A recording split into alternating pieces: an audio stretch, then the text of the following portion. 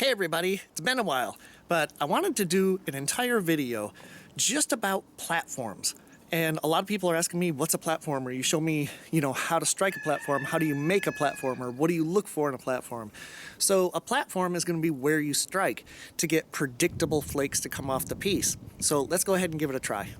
Okay, so here's a piece of keokuk chert. It's actually not a great piece. It's got this big chatter kind of going on up here. And you can buy this at neolithics.com or some other online sites. I believe this comes from Oklahoma.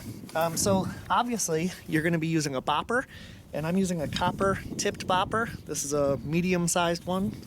So let's just look at what we have. We've already got a sharp edge. Sharp edges are just going to break off. So you want to dull those. And so the first thing I'm going to do is come through and just do a series of little nibbles. Okay, sharp edges are not good at this stage. Okay, so now I got a little blunter edge. And so for example, this right here would be a good platform. And if I strike down on it and slightly inward, it should take a flake off like this. Let me show you. Okay, so here's our platform. This is going to be our platform right there. And we want to hit right about there. And that will blow off a flake, something like that. So let's give it a try. To support the piece, you can either have it on your leg like this, or you can hold it in your hand. But let me just show you the safest ways to hold it against your leg. So again, here's our bopper. We're going to strike down and slightly in. Okay, so that took off almost the exact flake that I just showed you. So you do get to be able to predict these pretty well. So now what we have is another platform kind of hanging down here. So again, taking my marker, if that's our platform, and I hit right here, notice that it's below center line. Center line on this piece is probably something like that. So it's below center line. This should take off a flake approximately like that. So if you're looking at it straight on, you see how it's going to take this flake from underneath? Okay, let's give that a shot.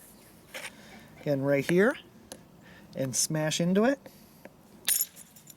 Okay, so first of all, you notice I hit pretty damn close to those X's. You got to practice and make sure you know how to hit. Secondly, look at, we got this beautiful flake removal. Actually, two came off. And so what I drew was actually a little bit of an underestimate. That one actually blew a lot more than I had expected. By the way, these make good flakes for pressure flaking into an arrowhead. But let's continue. Okay, let's take a scenario like, let's say this right here. We've got a sharp edge. So the center line, let me show you the center line. The center line on this piece is something like this. Okay, so there's our center line. But this is too sharp. I'll show you what happens if you hit one that's too sharp. See how that's just razor sharp? Without dulling it, here's what happens. Okay, you see how it just kind of broke? Try it again. You see how it just broke? Now watch the difference if I come through and I dull it. So I'm making a more stout platform, okay, stout. So that instead of it being super sharp, instead of it being a knife edge, now it's, like a bevel. And you can also grind it. So if you grind it, that helps you kind of visualize it, helps you see this nice platform. And so now, if this is my platform right here, that's my target, I should be able to blast off this material right there underneath. Okay, so let's give that a try. Again, it's a stout platform now. Okay, not quite. So I gotta go a little higher. Hey, that one blew all the way through here. There we go. Okay, so you can see that what I drew pretty much is what I blew off. And so that's why stout platforms are really important. Now, let's take the scenario where you want to hit a perfectly perpendicular surface, like on a slab. I'll be right back. All right, let's try one of the most difficult materials to flint knap, and that is toilet porcelain. It's difficult because it's brittle and it's got these 90-degree edges. So what we want to do is sort of create a zigzag like that.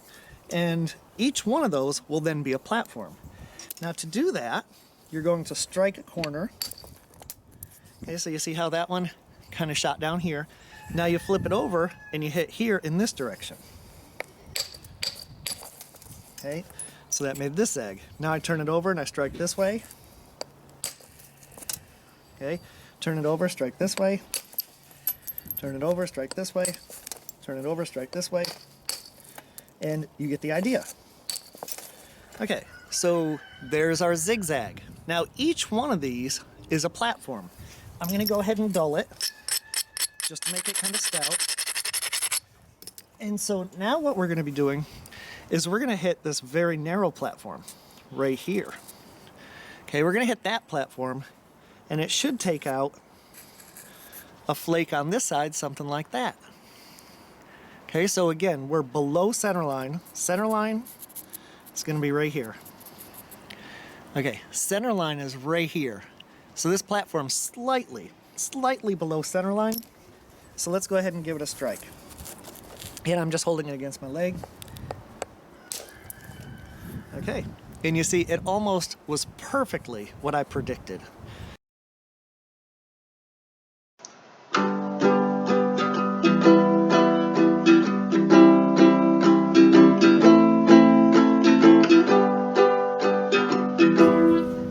Okay, in just a few minutes, just using that platform technology, I've reduced this into what could be a very primitive, very crude spear point.